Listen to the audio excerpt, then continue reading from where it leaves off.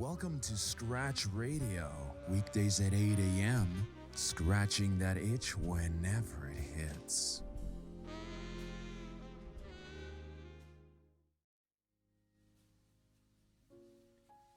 Good morning, everybody.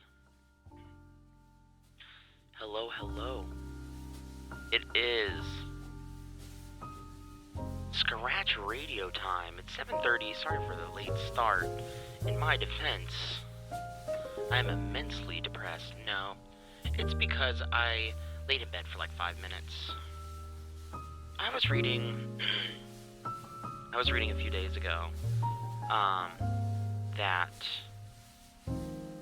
somebody asked on Reddit. They were like, "Whoops, wait, I don't."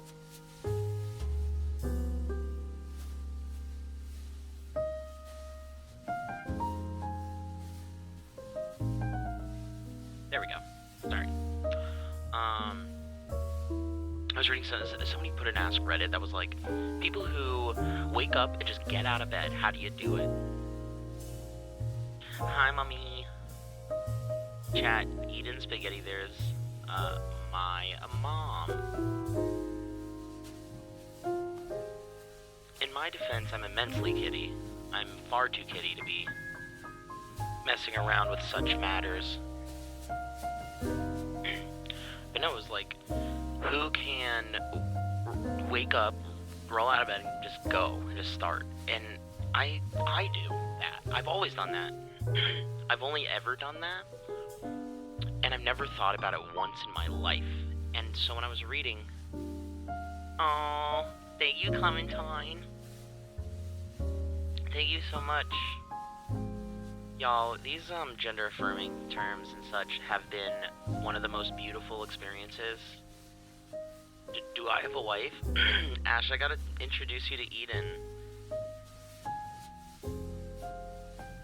Ash, Eden is mommy, Eden, Ash is dad. Do I have a wife? Listen, you don't have to be married, okay? It's 2024. Civil union. Wait, is a civil union a marriage thing, or is it like a corporate merger? I digress.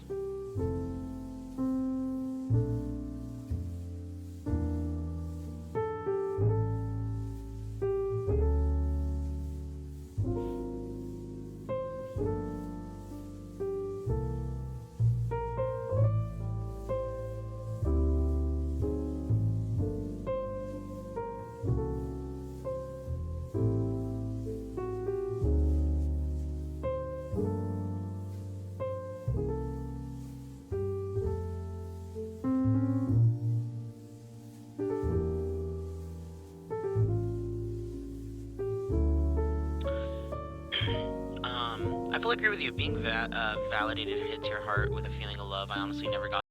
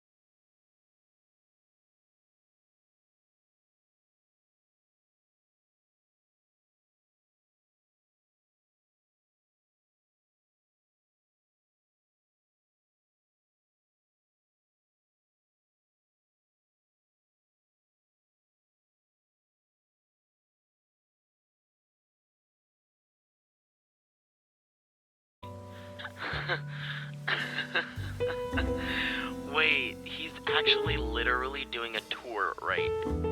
Maybe I'm just an idiot. Maybe I'm falling for the fucking onion here. Hold on. Is he currently doing a tour called Not Dead Yet? Or is that a troll?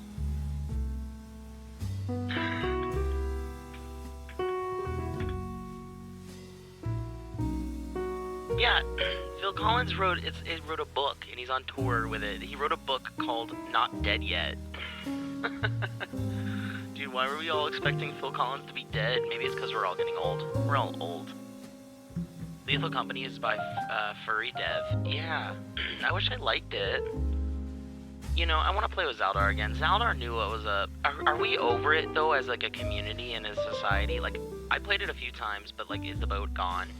I got intimidated by the furry content craze. I got really intimidated because, like, I don't ever feel that pull to those, like, group content games. Ever. I don't like it. It's too overwhelming for me, and I'm never good at the games.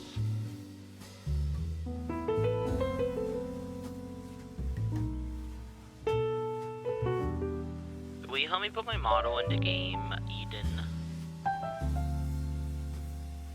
Oh my god, Fuki, 29. Oh, Death's here. Thank you so much for the 4 months as well. That came in a little bit ago. Guys, thank you for subscribing. I'm really poor, and rent I have to pay rent in like 2 days. So, whatever you feel, if you're able to support the channel financially, love that.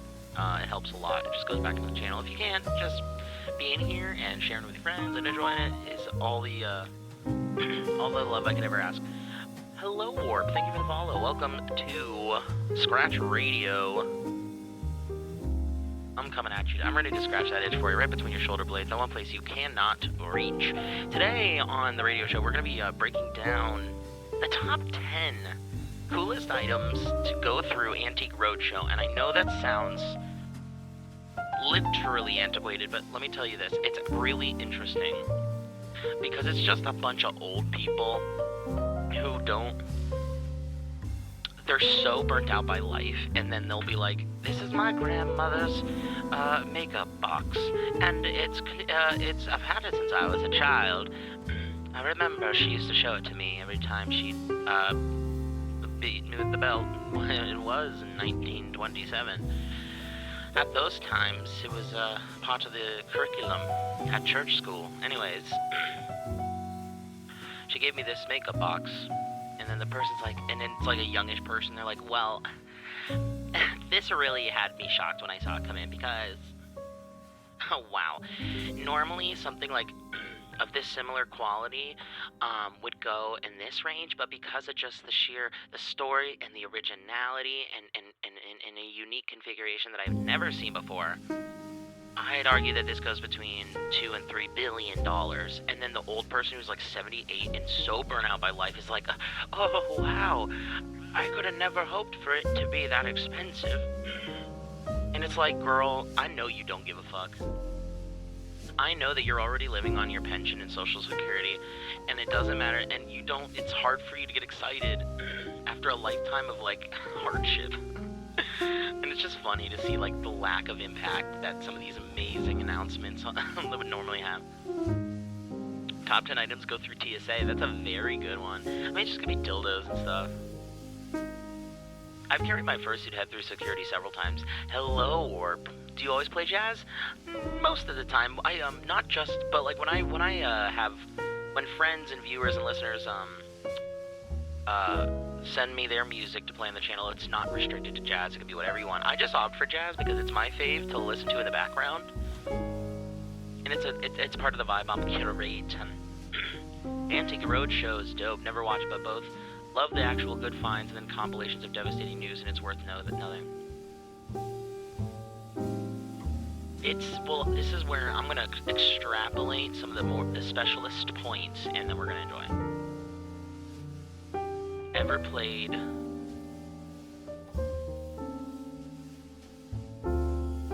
I don't want to say that, Tonfa. That seems like I'm getting baited into something.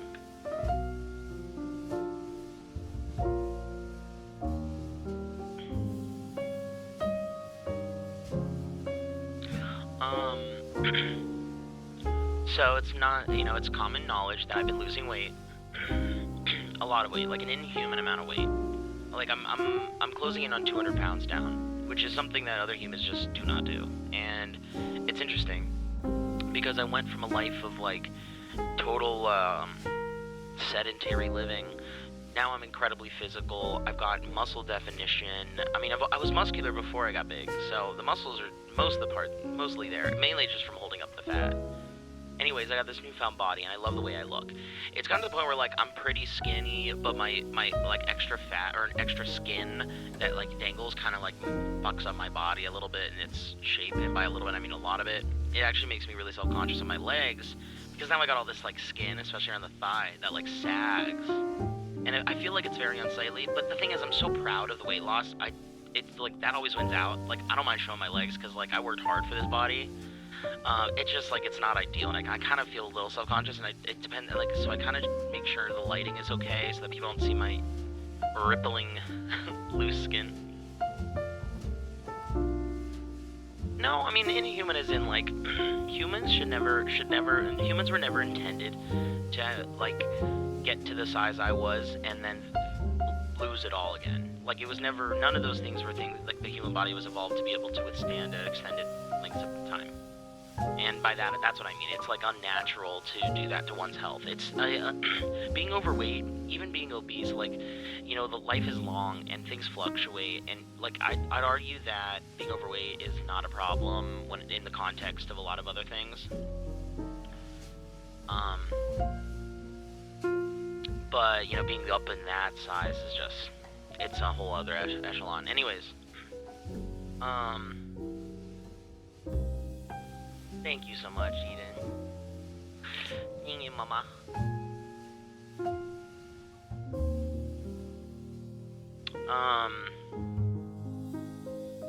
Where was I going with this? So anyways, but I've worked hard for this body. I found out, and you know what, I'm gonna brag a little bit because the world has not shined on me in a long time, and I'm just gonna say it. I'm going to Hawaii in May. My family, it's a family trip my dad's coordinating. He is very kind. You guys know my dad is like one of my best friends. He is the most successful person I've ever met, and he's reaping the benefits of that, and he wants to take the whole family on vacation, and he's taking me to Hawaii, and I'm very excited.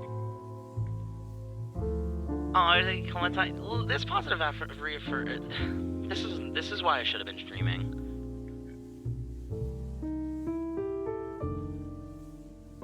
No. Maybe, actually, I don't know. Bye, Mommy. Bye, Mama. Mwah! So, it's gonna be amazing. Of course, Ash, of course.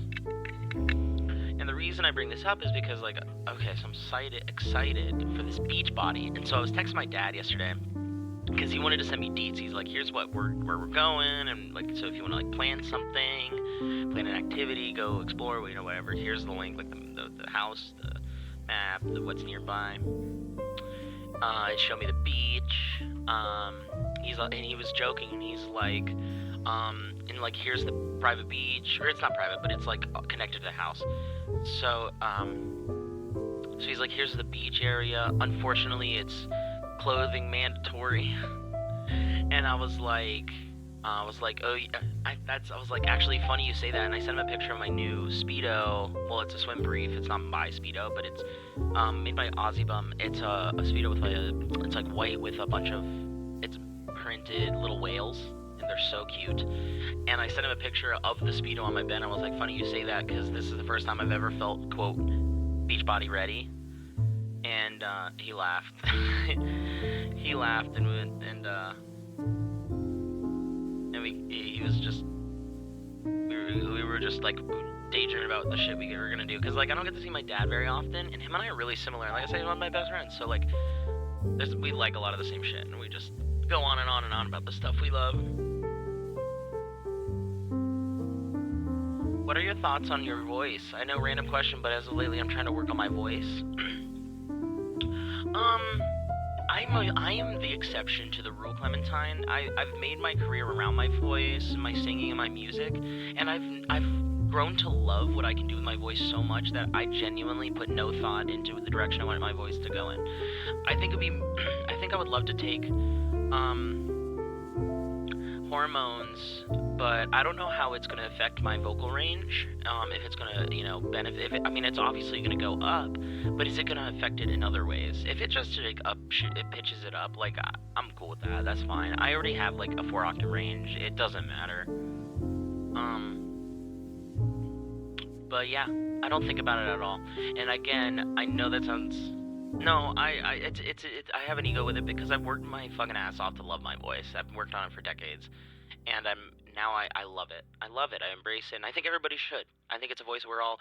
The voice is gonna change in pitch and whatnot through hormones and such, and I've encouraged people to seek that validation.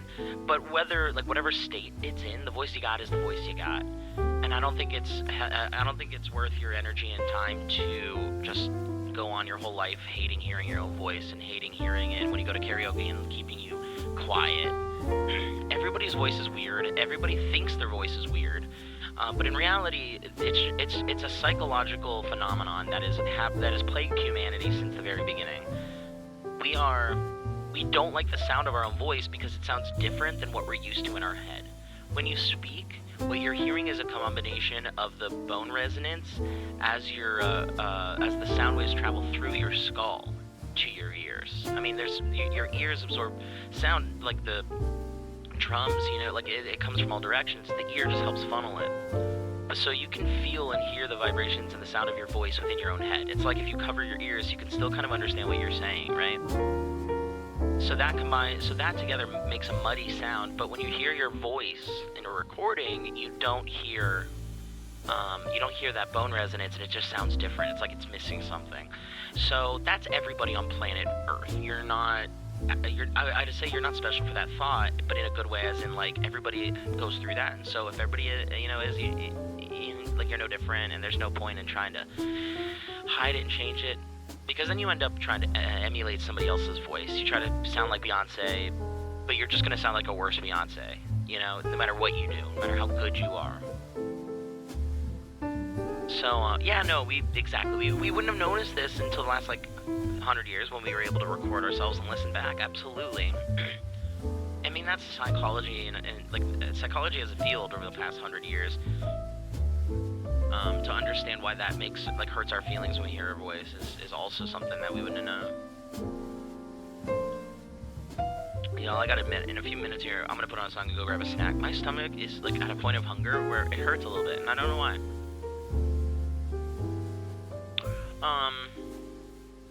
Something about. Oh yeah. So, after all that time, I love my voice because I've loved where the places it's taken me, and I love the things I can do with it. I put so much work into it, and made it my own, and found my space in the world artistically with it, that, I put no thought into it. I will not entertain one more millisecond of feeling insecure about my voice, because I spent my entire childhood so afraid to even just talk.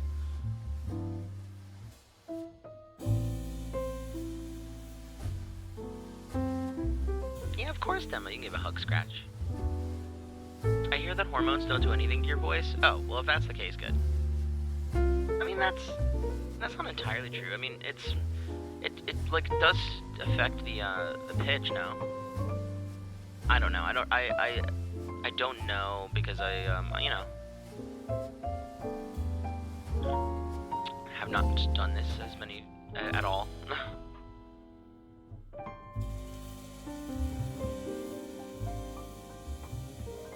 So anyways, the reason why I told my dad, the main reason I'm bringing up, and I'm happy I told my dad that I'm wearing a Speedo to the beach in Hawaii, is purely because, oh my gosh, I'm so sorry, 10 minutes ago, I missed this because the alerts are off, but we had a donation.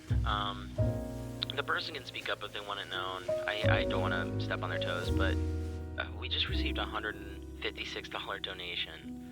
Wow. That is huge. Thank you so much. Thank you. From the bottom of my heart, thank you. Thank you.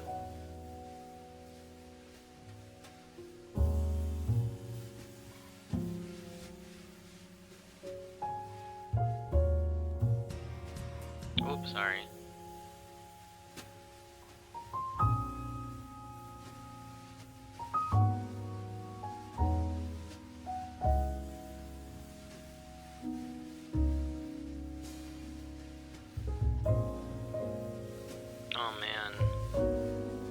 You know, if I'm gonna get hate messages, like, these people can't put their real names on things. Like, I'm just gonna find your job and tell them that you're, like, cybercriming or cybercrime harassing people around the thing. I don't care if you get fired. I just want everybody at your work to know what you do. There's this guy, anyways, I'm getting stalked by a lot of people who just keep changing their username, and but these people, like, some of them are so stupid. They use their real information. It's like, if you're gonna fucking troll me, you can't have content that shows your actual face, because I'm just gonna use it to find more information and report you to your job and to your parents. Definitely your parents. I mean, this is a child, I see. That being said, they've uploaded 666 videos. I've never seen someone so committed to being a little cunt. That's like full-time job cunt levels. Oh, it's a Minecraft video. Oh, they have a Minecraft video with no views. None. They don't even have a 1. They didn't even watch their own video. That's right. If you watch your own video, you can't count as a view. They haven't even watched their own video. They can't even stand their own bullshit. It's probably why the divorce was their fault. I mean, it would make a lot of sense if that was the cause, considering this is how they act now. It's like lashing out.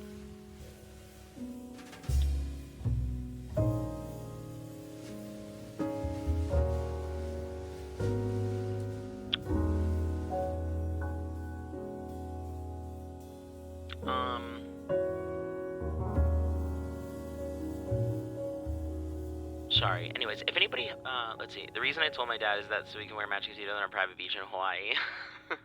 If I could afford to buy him matching ones, I probably would. He,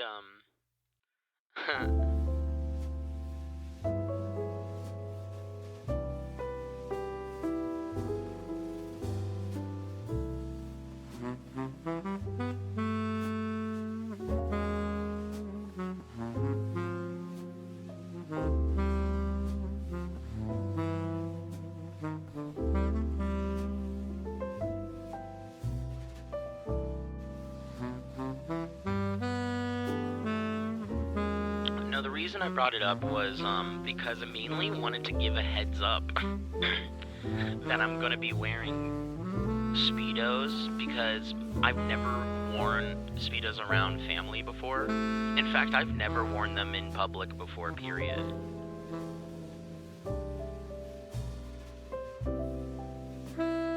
And so, like, I kind of used it as an excuse to, like, give my dad a heads up, to, like, test the waters to see if it would be, like, something, like, a contentious thing.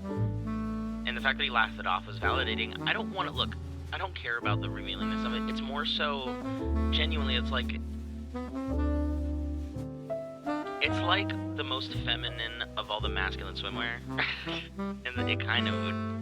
Plus, yeah, like, I love it. It's like the only time in the world you get to wear, like, underwear in the public. Am I crazy? Am I weird for, like, wanting to be, like, do that? And so anyways, I give a heads up to my dad in hopes that maybe he can, like, warn the family so that they're not, like, flashbanged by my... Am I overthinking this? Am I overthinking this? Are they just not gonna care? My family loves me. They support me no matter what. But, like... Sometimes I get scared that they're more than just, like, supporting me. They're just done with my bullshit and they just don't want to talk about it anymore. You know what I mean? Like, they've stopped trying to, like, bring me back from the dark side, so they just kind of nod and smile. Do you guys ever think like that? I knew someone growing up who was an absolute piece of shit because his mom was the town bicycle. Oh, shit. Everybody ride her just like a bus route. I wrote a song last night.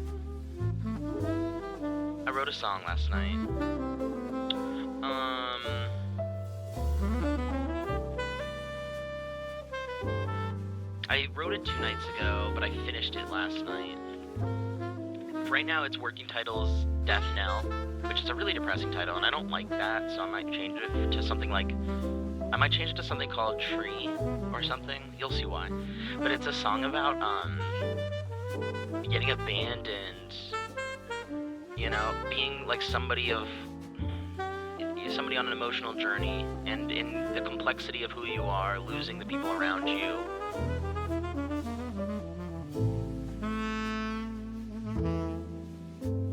And I'm gonna try and get a demo down. I have a demo in, well, yeah, you know, do you guys want to hear it? I have a really shitty recording. I put it down like a recording last night so I wouldn't forget a lot of things. But if you guys want to hear it, let me just tape this down. And you know what? It's almost at the top of the hour, so let me just hit you with this. Well, I'll play the recording for you, but then I'll hit you at the top of the hour, and we'll dive into the Antiques Roadshow. But for now, let me play you this.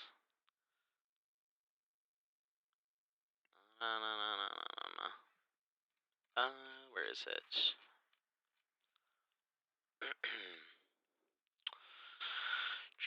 Where did I send them? There it is. Okay. Oh, sorry.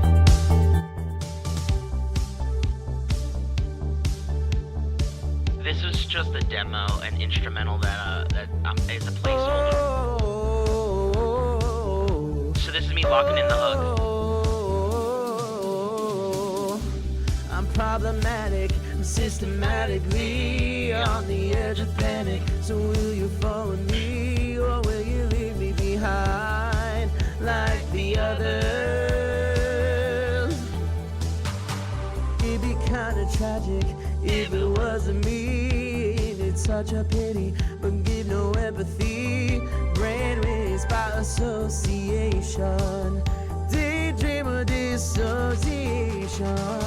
My mind can't see the forest for the trees, like a forest in the breeze. Change roles, and if I fall among the steadfast soldiers, the step knell rings out from my shoulders. And then he wrote a second verse like this. It's alchemic sociopathy, non-narcissistic, just a BPD. I'm a self-fulfilling prophecy. Push them away so they can't push me. Now, let me go back to the chorus. My mind can't see the forest for the trees, like a forest in the breeze. Change rolls in. If I fall among the steadfast soldiers, the step that rings out from my shoulders. I find the whispers don't know about me. My roots dig deeper than you ever will see. Remember, only the good die young. In a battle of attrition, I've already won. And then there's a bridge, and then the verse comes back. But that's pretty much it.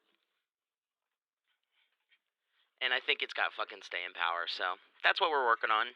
Thank you for entertaining that. That is always fun to share with my brains cooking up, and I'm really proud of that one. And I've been wanting to do a synthwave pop, like power pop ballad, really badly.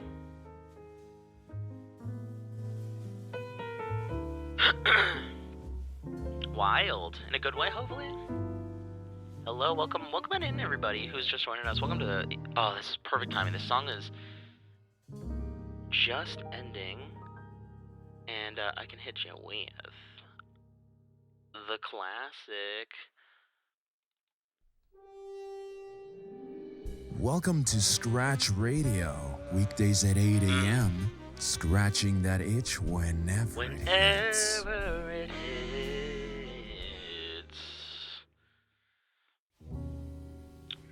Alright, Antiques Roadshow. This is gonna be fun, okay? I promise, alright? Keep an open heart and open mind. Remember, we're putting goodness into the world. That means listening to my bullshit, even if you hate it.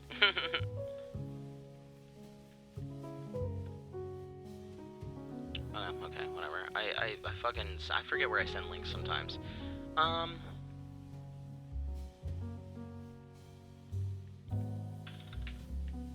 Sorry, I'm pulling up my resources here. If I had a producer, this would be what they would do. I'd make them. Okay.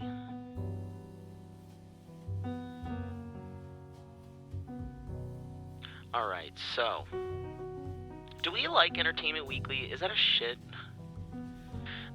I mean, I know they're all shit. All of them are shit, really. There's this, you know, there's two, because I have two sources.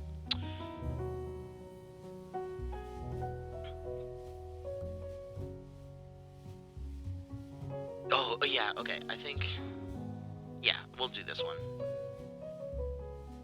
I'm back, I love good 80s rock power ballad, fuck yeah. Well, I'm glad, so you guys approve, we can keep working on it? Have you ever worn a skirt or a dress before? Have I? Not really, no. No, I haven't. I really want to, really, really bad. I don't have the money for, like, replacing my wardrobe quite yet.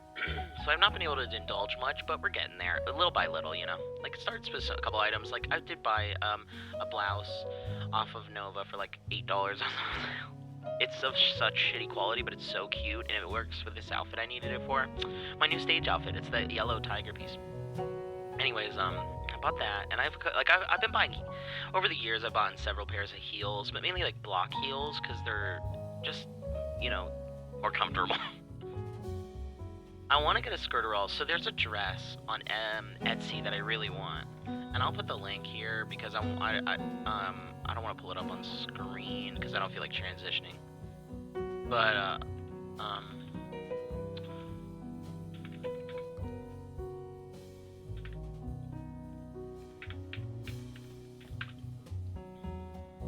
it was the one, oh, this one, yeah, it's really cute, here we go, it's this one. Sorry for the long link, I don't know why Etsy does that.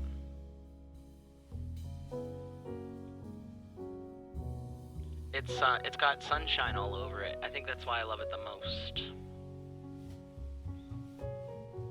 I also really want, like, in terms of, like, adult clothing, I want dresses that are, like, cinched high and, like, slightly flared, like just a little sundress number.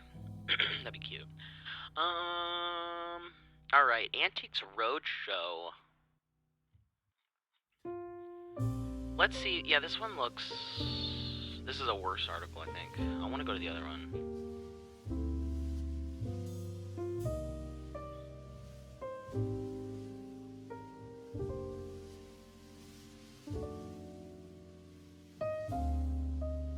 Alright, here we go. So these aren't the most expensive. This is 7 of some of the most expensive, because these are the most interesting that also happen to sell for a lot of money. You'd make a floral dress look very pretty. Are you ABDL? Probably. Yeah, I guess. If you want to reduce me, if you want to put me in a box. If you want to put me in a fucking box.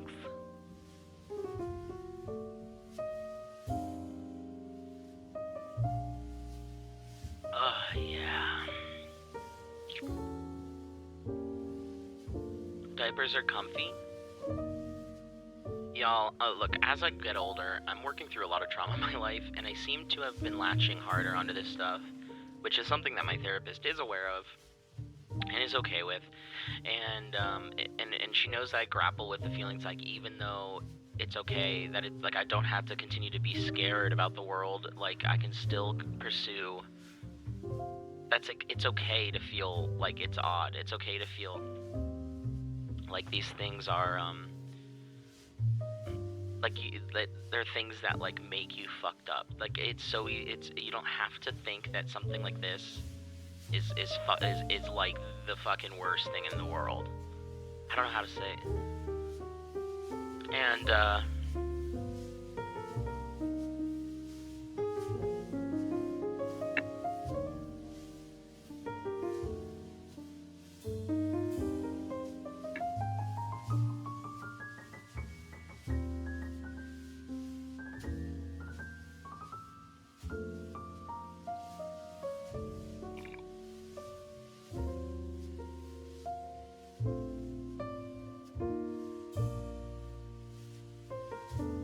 Alright. Sorry, I'm keep delaying. I'm just drinking my coffee.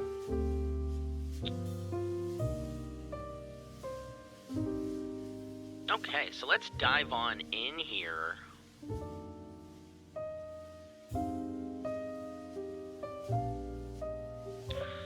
The 10th most expensive item on this list here, Joseph Klitsch oil painting. It's from 1925. It's a picture of several trees. It's a painting of several trees, as well as a house in front of a hill. It's very gorgeous. It almost looks like a photo, if the photo were dipped in paint. It's really pretty. She purchased it for $100. I guess in 1925, the lady they have here, I genuinely cannot show this to you guys. I wish I could. But the photo they chose to showcase this painting has both the appraiser and the seller in the photo. They're both elderly women, and I swear to God, on my life, cross my heart, hope to die, that the woman selling this painting looks exactly like Master Oogway in Kung Fu Panda. Like the turtle, like the tortoise, with the hunched over and the neck and then the droopy skin. She's got not a hunch, she's got like her neck is giving tortoise extension, poor thing. But I'm only say poor thing, I kid, because she ended up selling that painting. Well, the painting was appraised at $500,000. Obviously, Antiques Roadshow then, like, people leave and they go sell them and then they try to see where they came from. But it ended up getting appraised at $500,000. So it appreciated from $100 in 1925. She probably bought that painting because it was the original owner.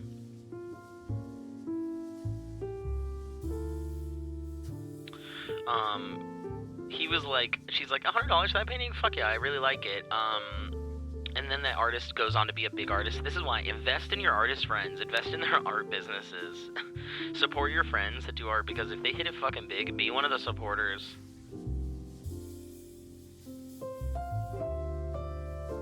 I recently saw that piece of you and friend in a car doing burnouts while both in diapers. It was really cute. You had a pair of undies as a flag. That is all Ash.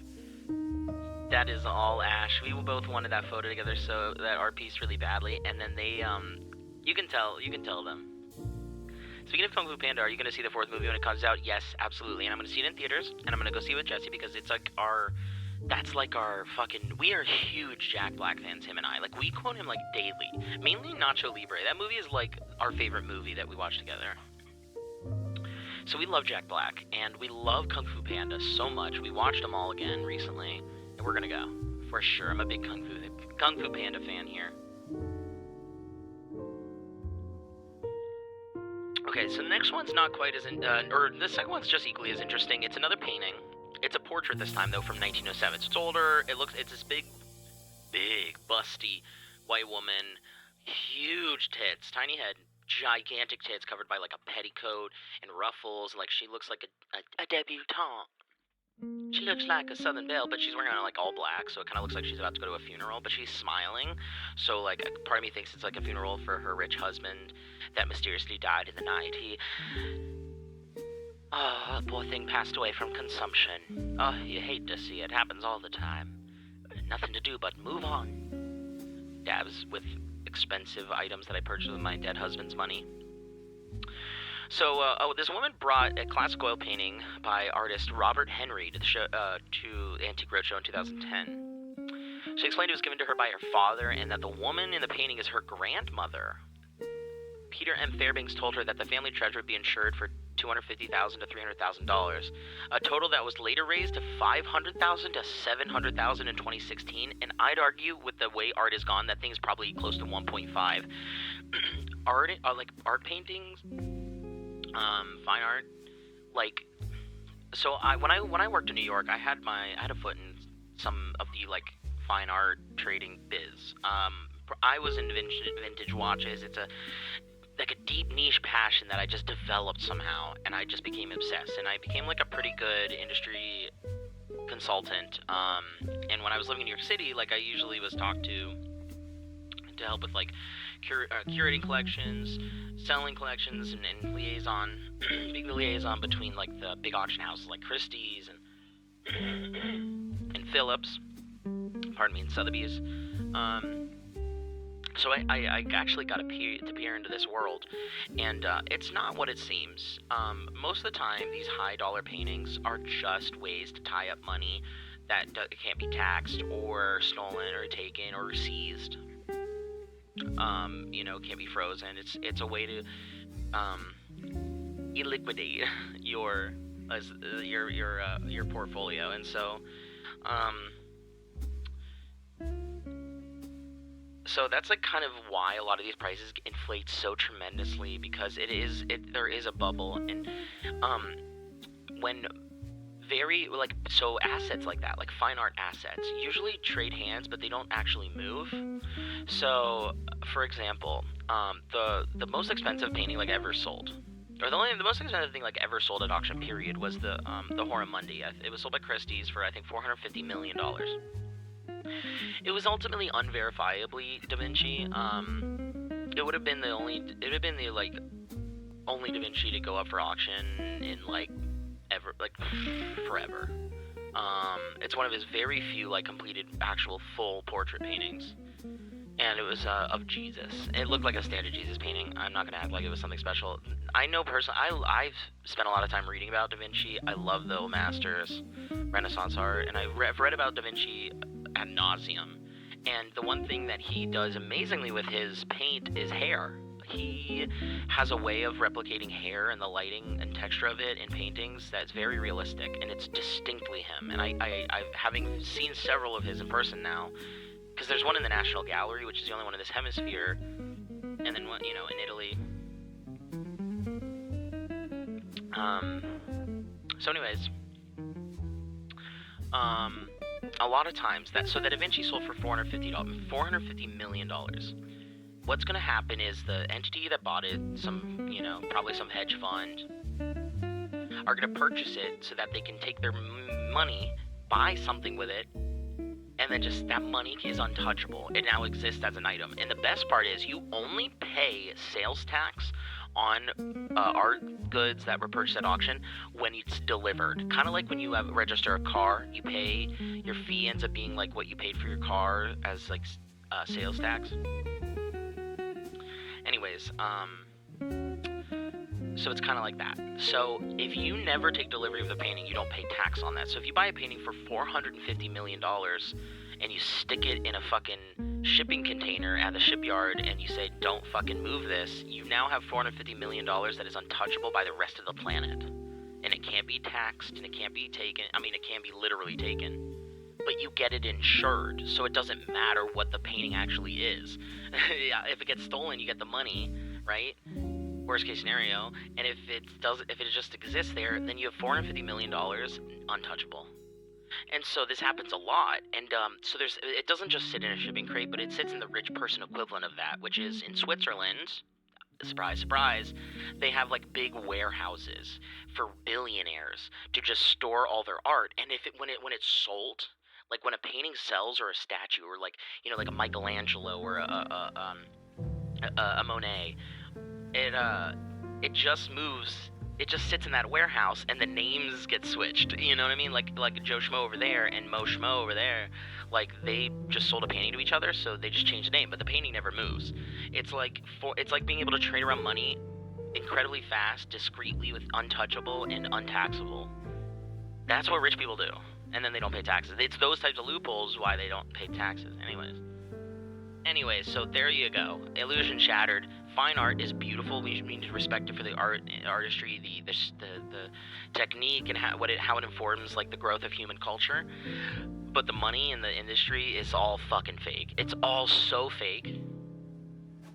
It is a really sad play on money. Do you think any person on planet Earth gives a shit about a painting enough outside of a museum to pay $450 million for it? A museum didn't buy that. The Vatican didn't fucking buy it. The Uffizi in Florence didn't buy it. The Louvre didn't buy it. The Louvre couldn't afford that. The Louvre could not afford to buy a $450 million Da Vinci if it wanted to. nothing is worth $450 million for an item is like nothing. I mean, as in, it doesn't. How do you conceptualize that number? Nobody's going to a bank, taking out $450 million in cash and handing it in a briefcase. That money's not real, and the painting and the money that trade from guy to guy, woman to woman, whoever, it's just like it's just like signatures back and forth. That's all this is. There's no actual like trading of money other than like, digital equity. Not really when you think about it. I love the internet, and and the internet as a whole loves independent free artists and their work that ranges widely in prices. But like, it's different. No. So this, I'm not talking about like the value of art in the eye of the like the commissioner or the eye of the beholder. If you love a painting so much and it influences you that you want to spend $100,000, obviously that's different. I just spent, like, I think a couple weeks ago. So I spent like $100 on art in the last few weeks, and I love, like, to me, I'm supporting that artist, and like, I'm getting my value in art in return from that because I love it. Sorry, I'm emotionally tied to it. So that adds equity, that adds value to the piece sentimentally, and in that turn, it allows me to inform what I'm willing to pay for it, and that is valid. That is an entirely different stadium than what I'm talking about. I might as well not be talking about fine art. We could switch to jewels. Do you want to switch to like jewels? Like, actual billionaires actually like sell and trade jewels. Like, you can go to Christie's and bid on loose gems, and that's beautiful. But half the time, like, it's a crapshoot whether it's like an actual jeweler that's going to turn a $5 million 76 karat diamond into an actual like necklace. But in reality, it's probably some entity, some investment firm that is going to acquire a guaranteed appreciating asset that is, in the same way, doesn't have to be can't be taxed or taken, as long as it's not delivered, and hold on to it. Like, that's a no-brainer. With things like diamonds and paintings, like, because the value's arbitrary, it allows so much wiggle room for an intent. Like, it can add so much. It's like plausible deniability. Like, a company could just straight up be like, yeah, we love Da Vinci so much, we paid $450 million for this painting because we just love it that much. And there's nothing anybody can do. I mean, yeah, so Christie's, that auction house, that room is one I've been in a million times for the watch auctions. And I remember talking with Rebecca. There's a watch specialist there, Rebecca. She's fantastic. We were talking about it afterwards, and it's crazy because it just changed to nothing. It changed to nothing. It got headlines and notoriety. It's such a fascinating social experiment. Anyways. So, Illusion Chatter about expensive paintings. The sixth most expensive one is another painting. It's of a cowboy. No, wait. It looks like it's from 1896. Looks like a Civil War soldier. It sold for $800,000. There is a, do you know those famous, like, what are they called? Like the dynamic sculptures. It's like one of those ceiling, adult mobiles, those like static sculpture mobiles that hang in like foyers all the time. They just kind of like rotate. An original one of those by Alexander Calder sold for $600,000. This one is interesting to me. It's why I kind of got through the paintings and the boring ones. Because this one is about a Navajo Ute first phase blanket. So I'll sit on that for a second and check on what everybody's been saying. Blue Eyes Spark, thank you so much for the follow. Mark's 39 months, dude. One more, we're at 40. Tier 3. I'm so sorry. I've been rattling on and on and on about things and facts. I'm in a really energetic mood today. Oh, by the way, while I have everybody's attention, this weekend I'm going away to visit my parents. I didn't go home for the holidays, so I'm just going to be away for the weekend. I leave Thursday and I'm back Sunday. So, there'll probably be rerun radio shows on Thursday and Friday. Kids with the mental zoomies. But the soldier in the painting, is he in gray or blue? Oh, girl, I'm colorblind. That being said, he looks like he has blue pants. He's got like a fucking kick-ass commander jacket. This guy's dressed to the nines. He's got cowboy boots on, halfway up the calf, skin tight. We're talking like skin tight, like I guess jeans from that era. You know, like those like the like miner jeans, or no, it's like blue slacks. I don't know what the fucking used back in that day. Did they like cotton? I guess that's like all they had. And then like a suede jacket and like a kick-ass bucket hat, and he has a handlebar mustache and glasses, and I 100% would. I 100% would. If I may ask a reflection-themed question, when it comes to the art that you had conditioned a little while back, and what was of you staring in the mirror and seeing yourself as a feminine version of yourself, how does it feel now that you're openly trans?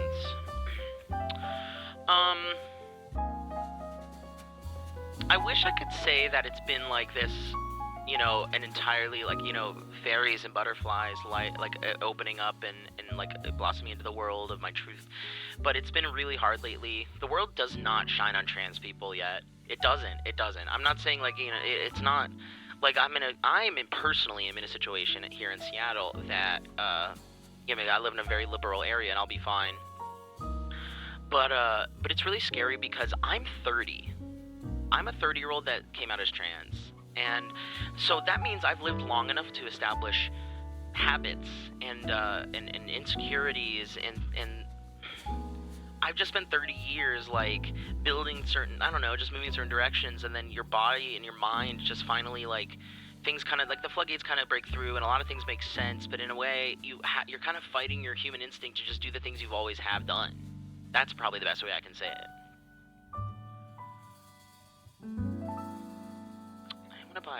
There's a bunch of ABDL panties.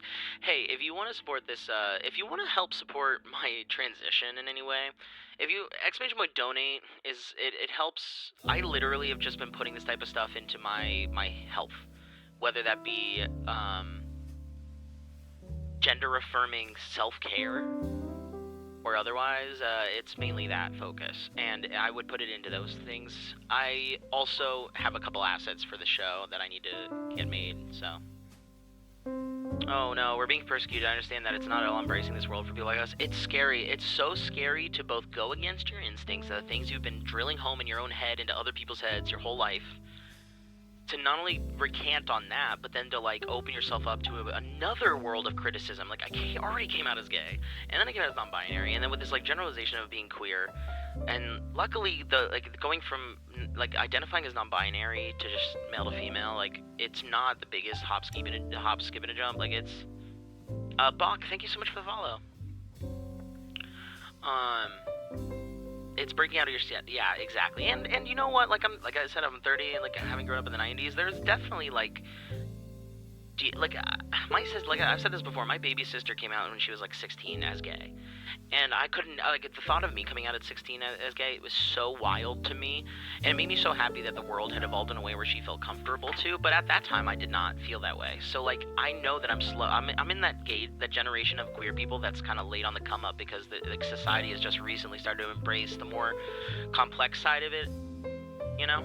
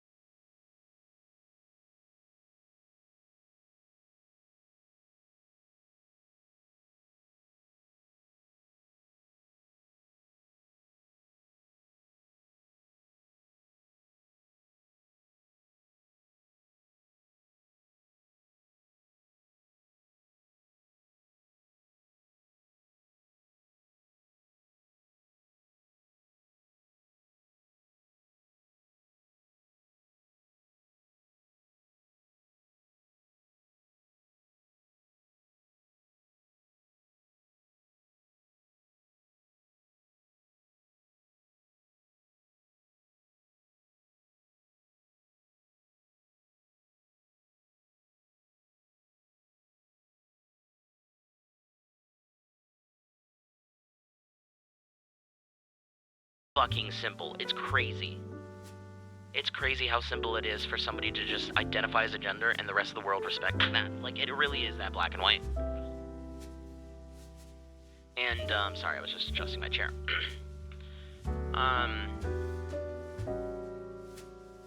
And so, yeah, no, like, I don't know if I should be scared.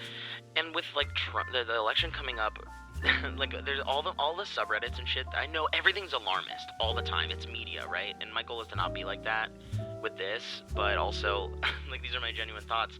All over the gay subreddits on, like, our LGBT, our trans, our queer, whatever, like, all of them, gay bros. People are genuinely asking this question, like, how scared should I be? Like, what are the real odds? I genuinely fear, though, I think it's valid. I don't think it's alarmist in a complete logic jump, and correct me if I'm wrong, but I don't think it's the hugest logic leap to think that if Trump won, which I can't tell is likely or not, obviously, like, everybody wants you to believe that it's close, like, Trump really has a chance, but like, that doesn't mean anything to me, because I feel like the media just likes to say shit like that. Like, they want to keep it close. It's like a literal cliffhanger. So if Trump wins, what does that mean for me as a trans person? Because, like, that shit just feels like various, like, they'll make certain rights of mine illegal, right? Like, that's not a complete jump in logic that could happen. Like, the likelihood of that is not only non-zero, but not non-negligible. It's normal to feel fear. It's best to just let the fear exist and let ourselves know. Yeah, that's what I kept doing. The more I got overwhelmed about all the thoughts and the more scared I got, the less I just made myself have to think about it. Like, all of it is just instinct-based anyways. The way I feel and identify, like, it's all just in my heart. It's found its way out of my life, it's found its way out into the world from, like, in my life in different ways no matter what I do.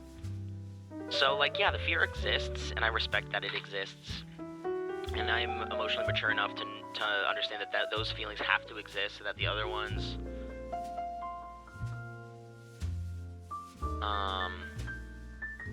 yeah. No, they're doing their best to paint trans people, especially trans women, as automatic sex offenders. They're doing everything they can to eliminate us entirely. Yeah. I tell all the women and LGBT peeps I know to move to a profoundly liberal state like Illinois, where I live. Hedge your bets and count on deep blue states holding out as long as possible. Yeah, Washington, like, if that were to go down, Washington would be, like, the fucking last stronghold of gay people. That or San Francisco, but either way, they're close enough where, like, one could get to the other. There'd be, like, a gay pipeline. There'd be, like, the underground, there's got to be a name for it. I was going to say the Underground Railroad for trans people between San Francisco and Vancouver, which is in, say, Seattle, like just north of Seattle.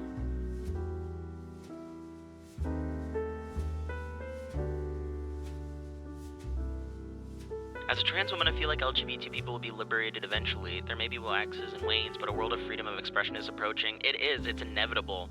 That's why that's exactly, and because you're saying that is exactly why I can't tell if I'm supposed to be scared, because, like, we live, no matter what people say, no matter how much the news would like to paint it differently, we live in the most stable time in comparison to previous times. We live in a more stable time than the turn of the century, than World War II, than the Cold War, than women's suffrage, than segregation, like queer rights, like in the 70s, starting like with the Stonewall riots. Like, if you think about all that shit, we're at the most stable we've been. Okay, that's just technology has advanced too much for us to continue to be like, oh, we're not where we should be. No, we have no excuses anymore. So it's approaching. It's happening, and it's happening now, but there's always these, like, late game jabs, like fucking, what was the overturning of the, Roe v. Wade? Dude, I was learning about Roe v. Wade from my textbook in fucking high school. I remember reading about it, like, it was part of the regular curriculum. That shit we would put that baby to rest, because we were like, as a society, we have now moved past this. It's like eliminating fucking, cholera. It's like we put it into the past because we were able to have herd immunity, and then it died. And outside occasional, like, random outbreak mutation cases, like, there's really nothing else to it. And it's like, it's those late game jabs that really fucking suck. When they just, like, randomly challenge this, randomly challenge a law, or there's these rallies around it. It has nothing to do with changing legislation. It never does. All it does is to bolster some view of something so that people have a reason to fucking hate. They need a reason to fight. They need a reason to rally. So these things, like, these naysayers may not actually affect any, like, legal change, you know, in legislation. It's the fucking inciting. It's just the attempt. It's just the getting it into the they've already won. Overturning Roe v. Wade is, like, obviously terrible, but the fact that it was even brought into question in the first place, they already lost. The fact that it was opened up again, humanity lost. It was surreal to call my grandma after it was revoked. She was alive when it got implemented, and she never imagined it would be taken back. Because of shit like that, because of the shit like Roe v. Wade is why I swing the other way, like, maybe I should be scared. But then I also think, like, I am lucky to be privileged in a lot of ways, and I live in a safe area and a very liberal state, so, like, I legitimately don't have any immediate fear, but I fear, like, you know, it's just, I go back and forth. Is it appropriate? Is it not? I did papers on Roe v. Wade in college. It was surreal to call I'm in college, and the second I get out, I just am uncertain on my future, and that's okay, and that's normal. But like, find the thing that you makes you happy, that you can do sustainably, and the rest will come. I'm not gonna say then the money will come. The money may never come, but your path to a fulfilled life will come. How fundamentalist so much of the USA is? Yeah. It's just lack of education. These people don't know what, like, rape is. They don't know what, like, a premature baby is. They don't know the effects of drugs on the human body. They don't know sexually transmitted diseases. They don't know that Jesus is not an appropriate treatment for cancer, no matter how much you believe in it, and no matter how much he may be real. Jesus could fucking descend from, you know, like, Mars himself on a silver skateboard and come down to the earth and see and to a cancer ward, and he still can't do shit because we don't have a cure for cancer, and we can't expect Jesus to give it to us. So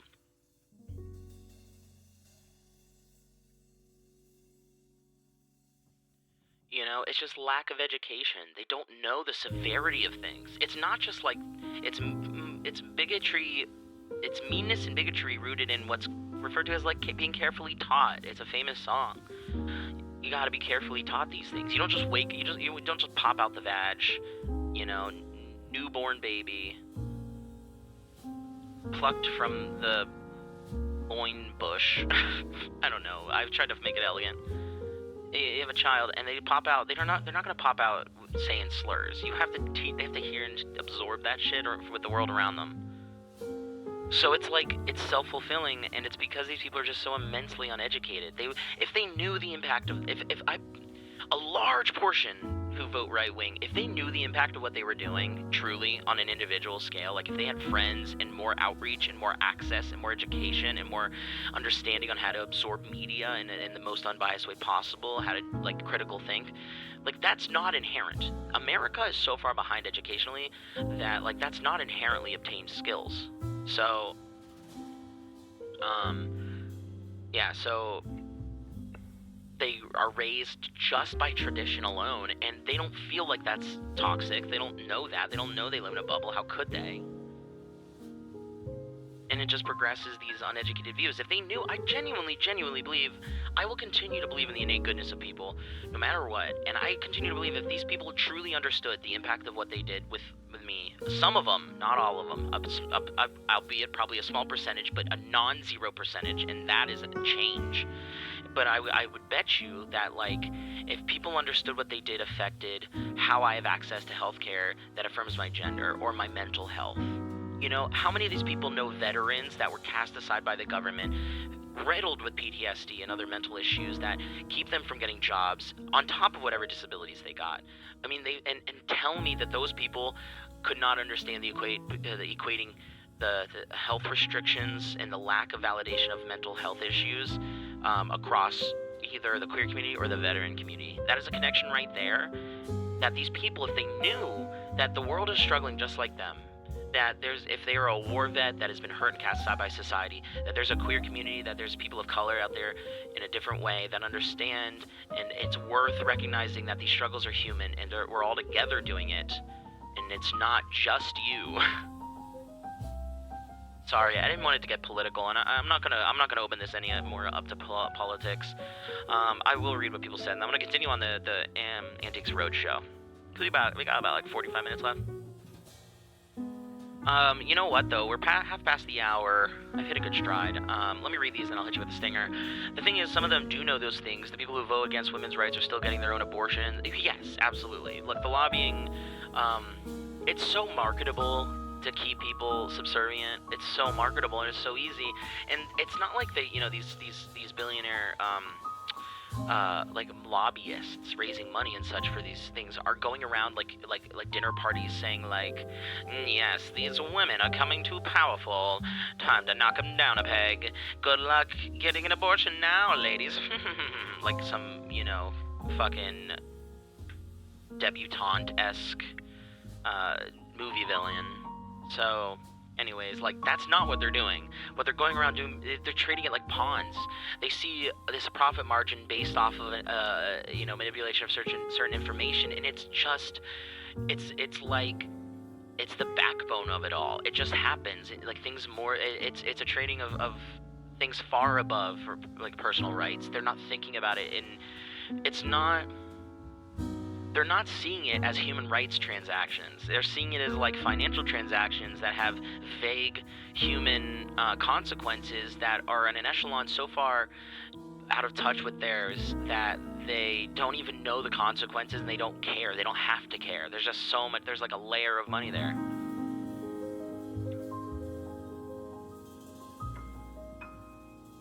There's a good saying. I've heard politics is into you even if you're not into politics. I'm not into politics. I think it's bullshit that we have to talk about it because it's boring, and I wish it were, and it should be at a point where, like, in human history where equality exists and, like, the government can just be, and, like, we shouldn't have to worry about these things. Like, in the betterment of our society, we shouldn't have to worry about these things. I don't like bringing up politics. I don't like it. I know that I'm not well informed enough to be making all these judgments because, and no matter how much I learn, I don't feel like I know enough. So, yeah, no, I'm not into politics, but I'll talk about it anyways, because I have to, and I think there's some basic stuff that can be touched on that doesn't necessarily, like it touches on politics, but it doesn't necessarily draw any lines in the sand. Design change approval requested. I ordered a mug, custom mug.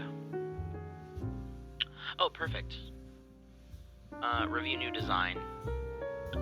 I got a Scratch Radio mug as a test to see what it would look like, and they wanted me to confirm. I approve the new design. Approve. Thanks for choosing a design. Nice. Cute. Okay. It's kind of a test. I want to see if the Scratch, like, if looking into Scratch Radio merch can be cute. I wouldn't do a merch line. I'd probably just, like, be like, hey, I'm gonna have 5 of these made if anybody wants to buy one, and then just break even.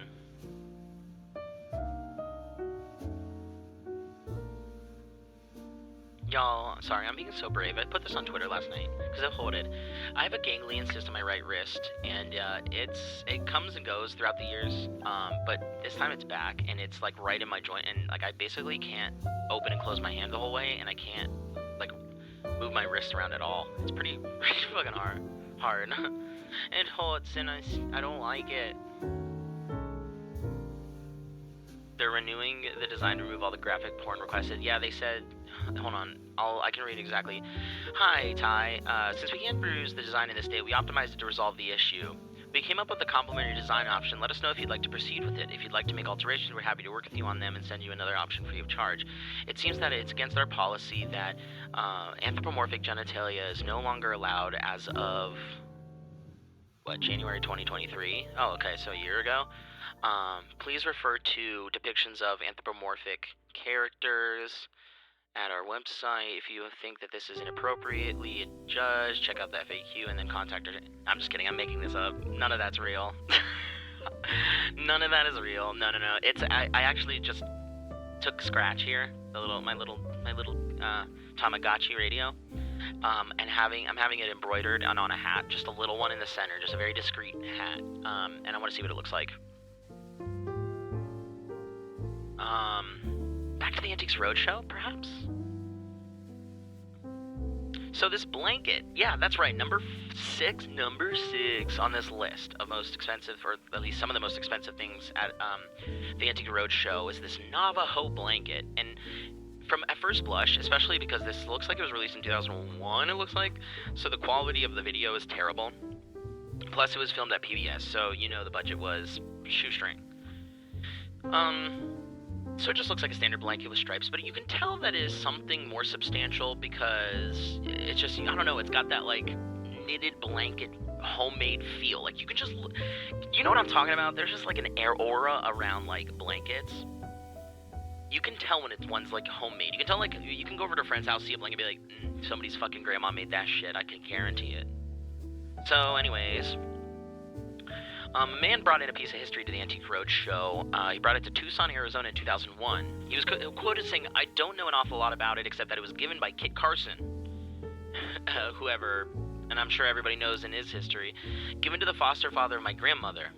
He said of the 19th century Navajo blanket in his possession.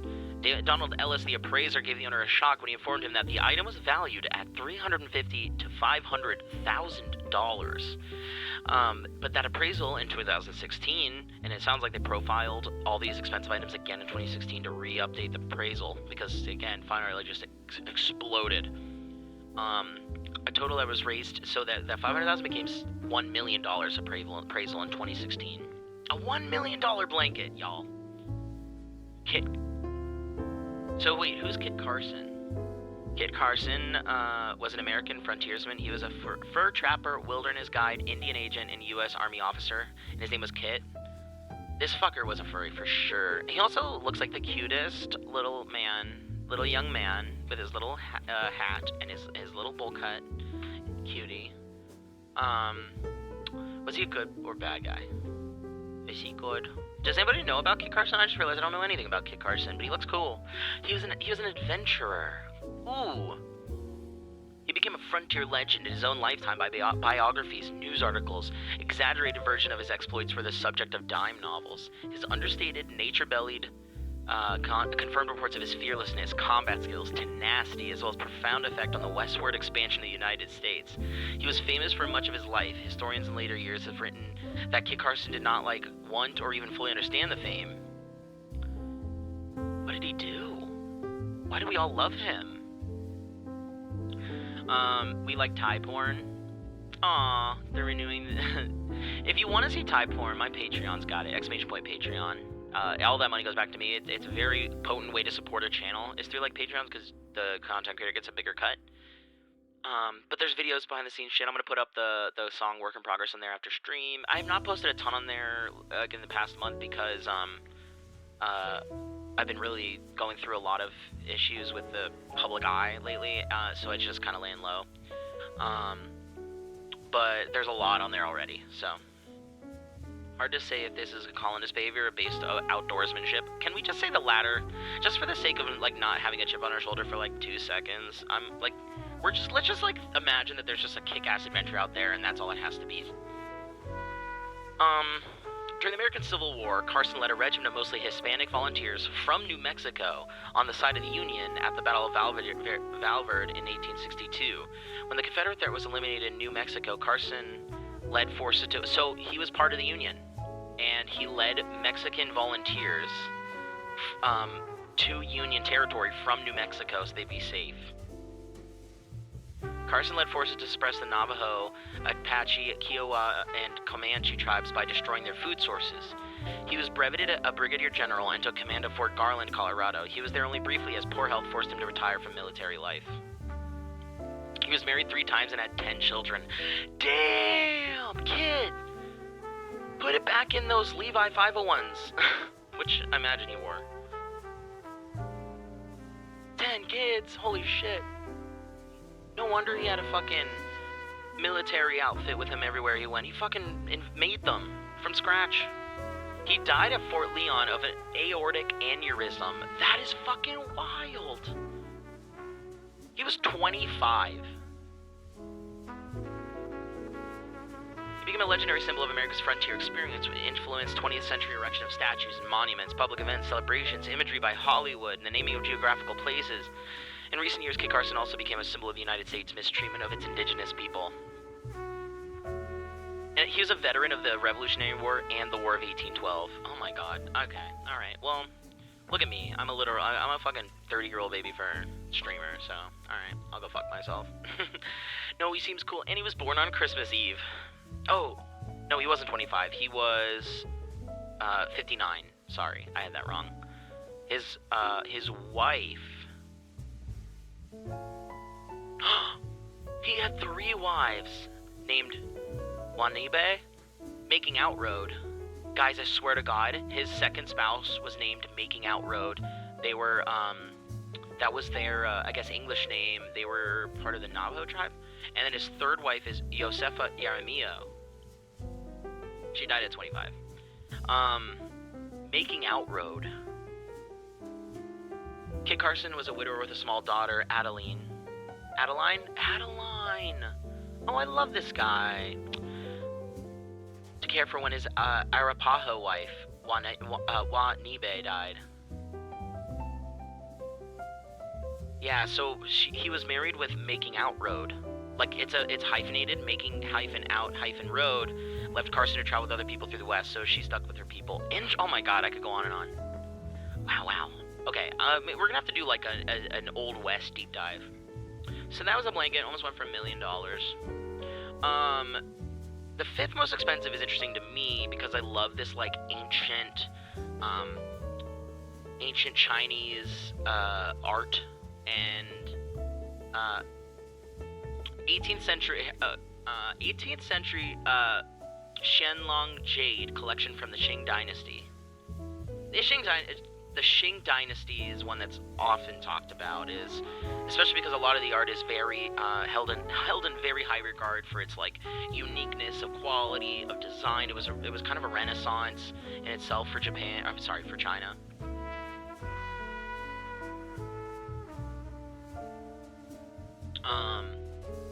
And so there's a lot of usage of jade. Jade was considered like a very sacred material. A woman brought in a stunning collection of Qianlong jade, but it wasn't just like chunks of jade rock. This was like a literal tea kettle made of jade, an entire tea kettle. There was like a dragon I think it was a dragon statue with like 2 tigers climbing on them. There's like a whole bowl made of jade. The tea kettle's insane. The tea kettle looks like something straight out of Dungeons and Dragons. And there's also a little bowl made from a chunk of jade, but it was like raw jade that they carved just a bunch of like koi fish, and it is quite literally some of the most beautiful shit I've ever seen. 100% understand why this fetched an appraisal of $710 to $1.1 million.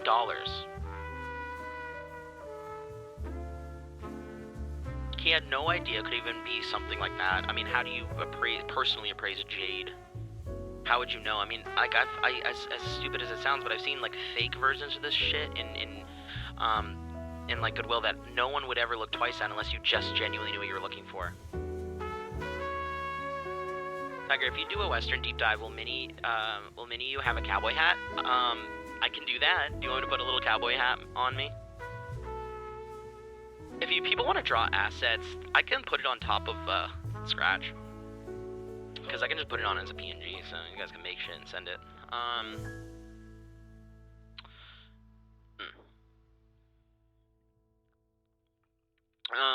Oh, I do want to write this down because I'm going to put this in my notes that I want to spend more time learning about, Wild West. Spaghetti deep dive. Spaghetti Western deep dive. I always wanted to be a cowboy. So bad. One time, I went to Phoenix, Arizona with my dad on a business trip, and we were staying at this, like, hotel that his business put us up in, and there was, like, it was like a resort. because he was at a conference and they did it at resorts, families could come, and there was this like late night kind of like cookout, cowboy cookout type of thing, and we were there was a challenge where they gave like kids had cap guns. They would like do it, they had a giant piece of clear acrylic, like a big, like imagine like a hockey wall, like a hockey rink wall, like clear, that high and everything. And they gave cap guns, and kids would stand on either side of that acrylic, and they would give you a holster, and you had to draw, cock back the cap gun, and fire and make the pop first before the other kid. And if you did that, you'd advance to the next round. I won mine. I won it. And you know what my fucking prize was? A Reese's peanut butter cup. And guess who's allergic to peanut butter? But the bragging rights stand. I'm quick on the draw. Both out and in bed. I win at sex very easily. No, I'm kidding. Well, the Lexapro makes it hard. That being said, though, there's some tie between, like, whatever hormone balance ended up in giving me a micro penis definitely affected my,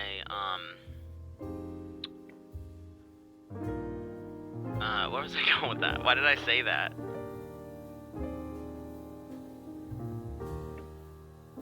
Why did I say that? Something related, hold on.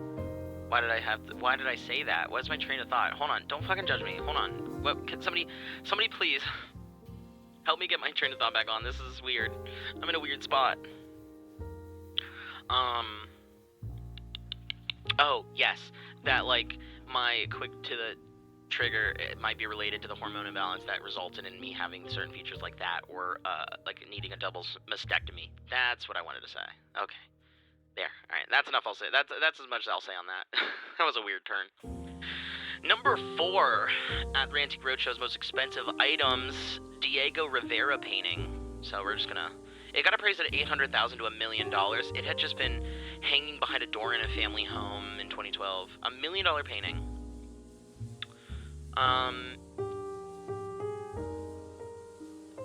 Okay, the third most expensive one. This one's crazy. This one's really unique. So yeah, it was a brain crash. For those who wonder why that happens, I have bad ADHD, and the way it manifests a lot of the times is that I will genuinely just trail off and drop a thought, and I will forget exactly what I just said, and it'll take me a while to get that last moment back. I don't know what it is caused by. It's definitely gotten worse with age, but it's something that, like, I just warn people about when I do these, like, long-winded talk show stuff, because that way you guys can help get me on track, and I apologize.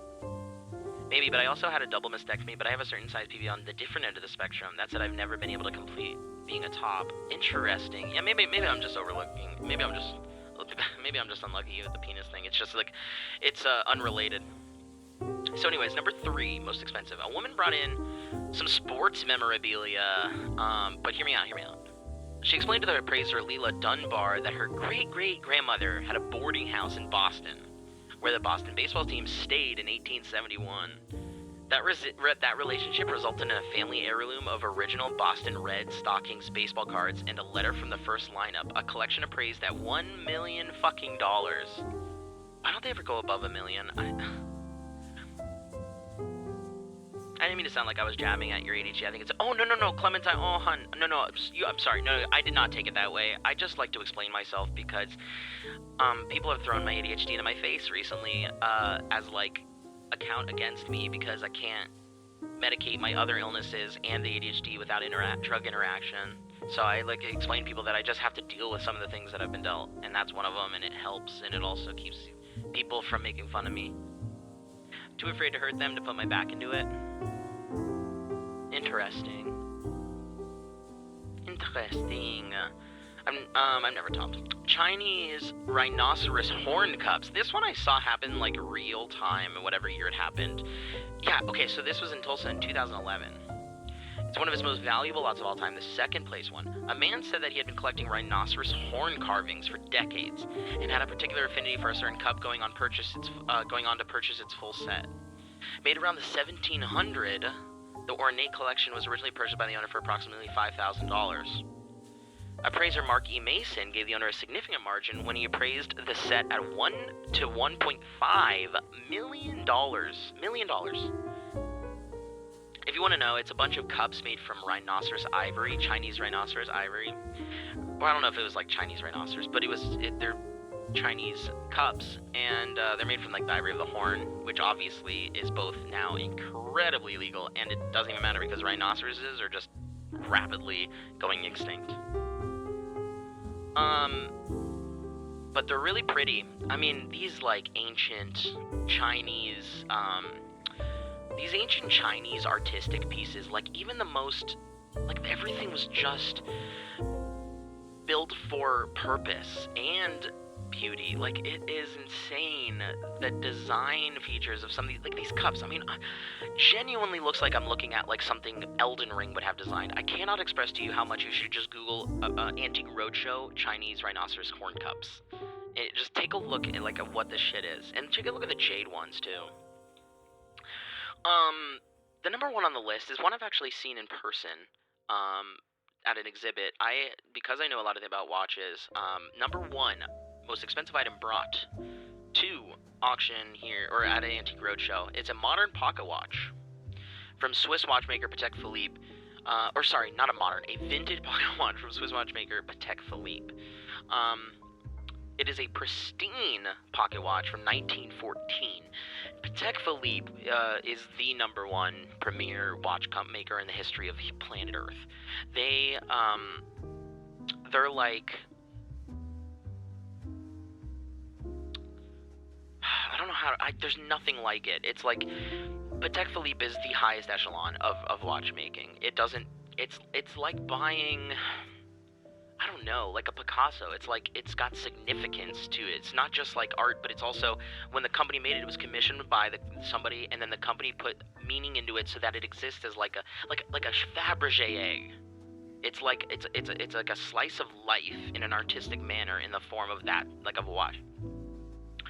So it came from 1914. It is amazingly beautiful gold with this like guilloche carving in the case around it.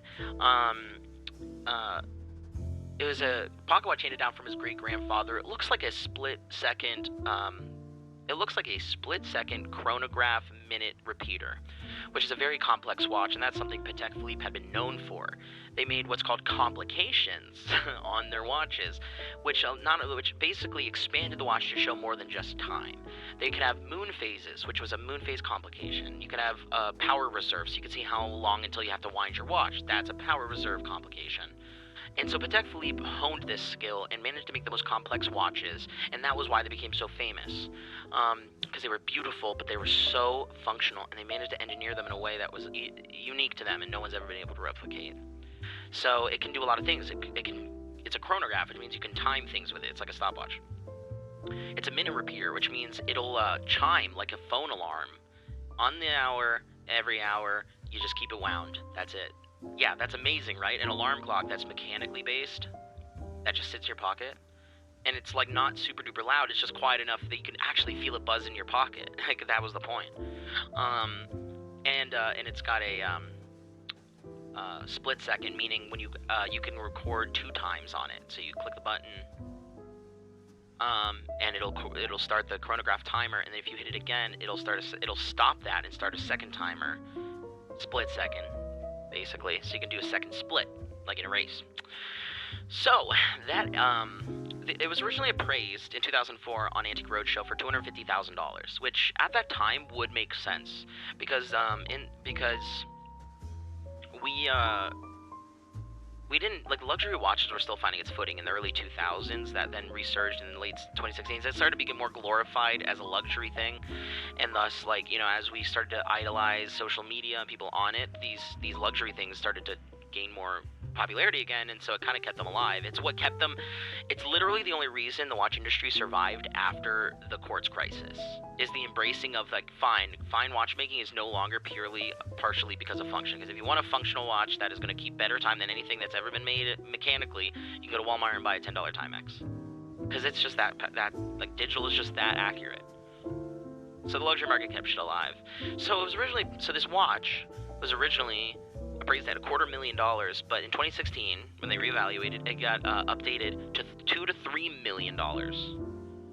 It probably ended up selling somewhere, but yeah, several million. fucking fast. That was number 1. I'm throwing on random emotes because I'm listening, just busy at work. Well, if you guys, and for those who, if you take a look, we have emotes, for this channel that are very special, and you can take around with you. If you feel like subscribing and supporting the radio show, subscriptions are the best way to do that. Donos, exclamation point, donate. But if you subscribe, you get a shit ton of emotes. Literally dozens of them. And we have more we're going to be commissioning. It's slow moving. I can't commission more until I have, like, more money, and more money needs more subs, and I can't get subs without emotes, and it's like, what is a kitty supposed to do? Man, I feel like,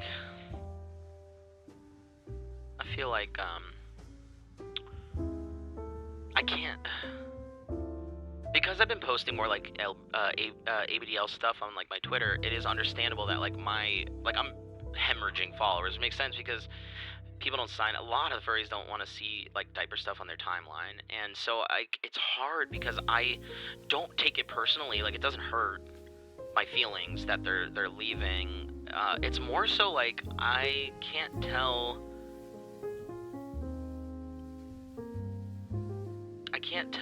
if I just am really self-conscious. I just hate making people upset, and I'm sure that people have been flashbanged by the things that I've been doing, and I don't know what else. I don't know how else I'm supposed to live my life. I don't know if it's my responsibility to wean people, but I definitely did provide ample warning about where I was headed in the direction I wanted to go in. So, there's only so much you can do. Sorry, I'm venting.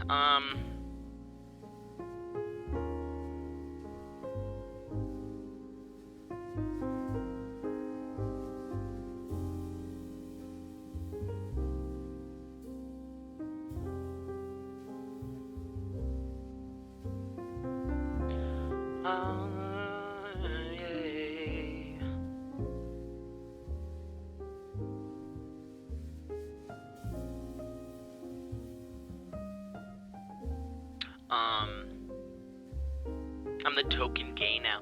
Oh, unrelated to that, sorry. I just realized it seemed like I reacted to that. I mean, came out to my coworkers at this lunch that's curious if they're all straight. Whoever has known an all-straight crew of biologists and chemists. Oh man, dude, I went to college. I was in the STEM field in Indiana when I went to college. They were all chronically straight. Alright.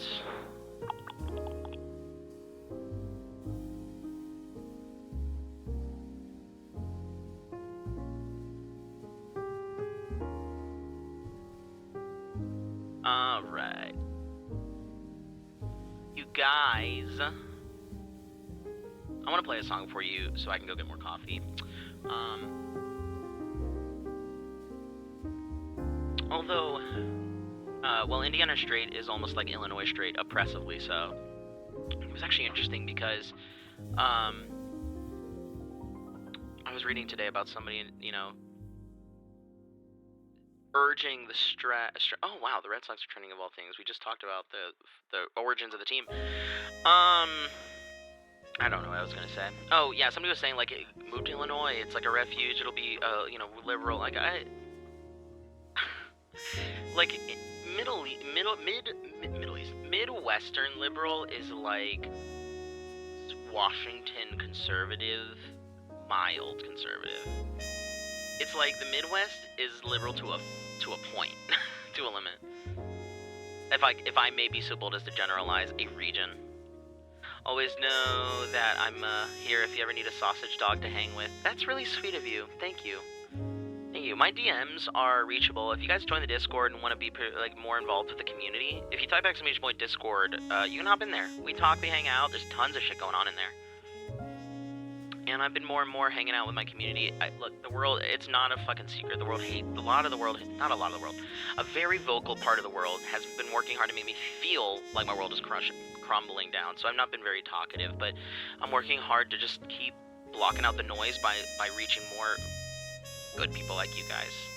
And so that's what I was saying. So as I'm hemorrhaging followers, like I'm replacing it with new demographic people, and I'm meeting so many new people.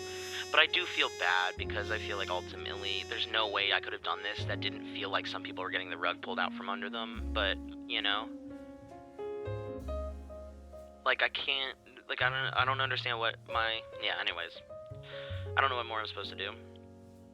I need to socialize more. I just posted a pic of my dog. Oh, my music's really quiet. There we go.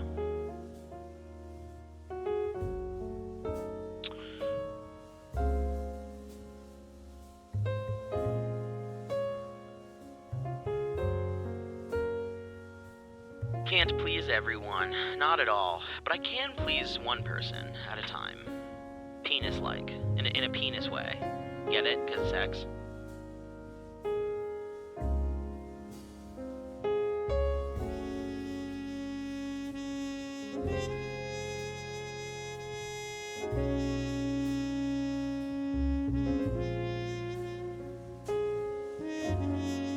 Maybe when you have balance between these adventures, you will establish a cohesive following of new and old. Yeah, Finn, I'm working my butt off for it. So I've turned off all analytics in every facet, so I don't know if I'm at 1,000 people or 0 people. Please do not say a number. Streamers hate that. We like to shut it out so that we can just be ourselves no matter what.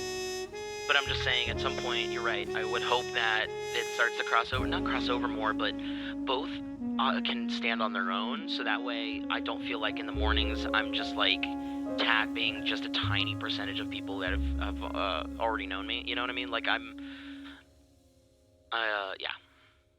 So that way there's people who come around for the radio show for the sake of the radio show, and people who come around for the VR chat streams for the sake of the VR chat streams, and they both are valid in their own regard, and they both warrant fruitful support, you know? Because the truth is, like, I justify doing this now because it makes me incredibly happy, but like that justification dies when it's not helping me in my furthering of my career. So yeah. So we gotta find ways to justify it. That's why like I push like more of the financial side of things in the morning than I do the evenings. Yeah, sort of thing, yeah. Well, I just want people to come around for the shit that I say. Like, if I'm not... Am I attending or performing at TFF? Yes, I am. I'm performing at TFF and LVFC. So 2 shows in March. Alright, let me get a song playing here. Because, we haven't played any music yet today.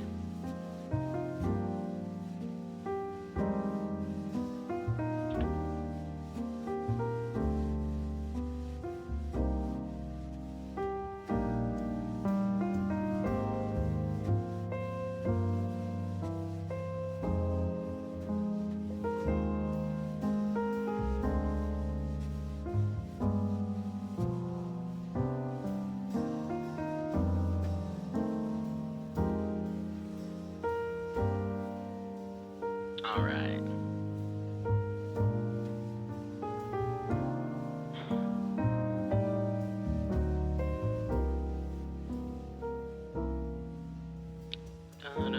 Alright, so this is actually a famous song.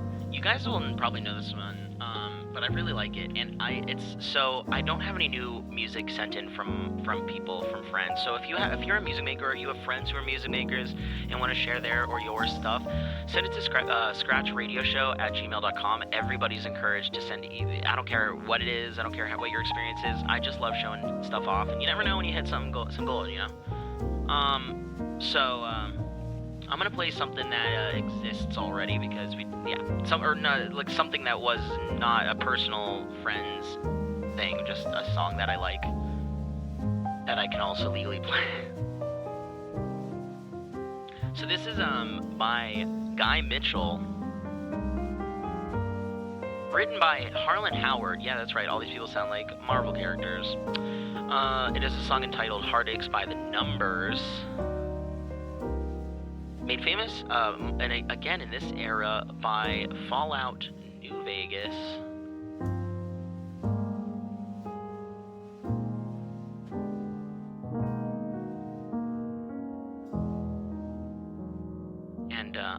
hit you with this, and we will transition into that song. And then once we're done, I'll be back. Welcome to Scratch Radio, weekdays at 8 a.m. Scratching that Sorry, it was a itch little loud. whenever it hits. I don't know why that happened.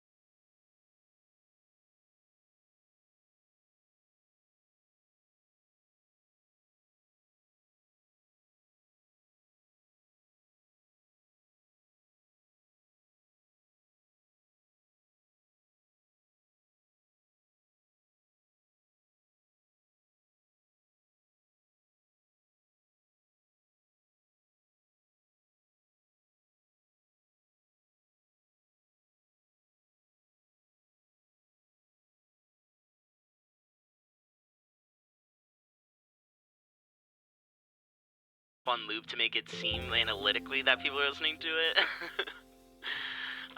I'll never accept that people actually like my shit for what it is. I'm just gonna think it's my friends being nice to me. It's a curse. It's the imposter syndrome curse that I deal with. Okay. Yeah. There's no litmus test to what success is on here, so I genuinely sometimes feel like I might be talking to nobody. So, there's no way to know. There's no way to know. Alright. Well, I love you all so much for all the love you give me, because it could be zero, and it's not. It's because you guys are here. Makes me smile. It gives me purpose in the world. So thank you very much. Thank you for spending time with me this morning. It's been lovely. We will be live tomorrow, or this evening at 6 p.m. Pacific time for VR chat. And if you missed that, then we have beef. But I will see you tomorrow morning, at least, at 7 a.m. Pacific time for Scratch Radio as usual. I will play you guys out. And I'll see you guys later, alright? Take it easy, be kind to yourself, get a good start to your day, drink a bunch of water, hydrate. We don't say that enough. Go fucking hydrate, it's good for your skin, it's good for your energy, it's good for your health, blah, blah, blah, blah, blah. Go to bed on time today, okay? Make someone smile. And next thing you know, I'll be here for you again, 6 p.m. I love you guys, take care, see you later.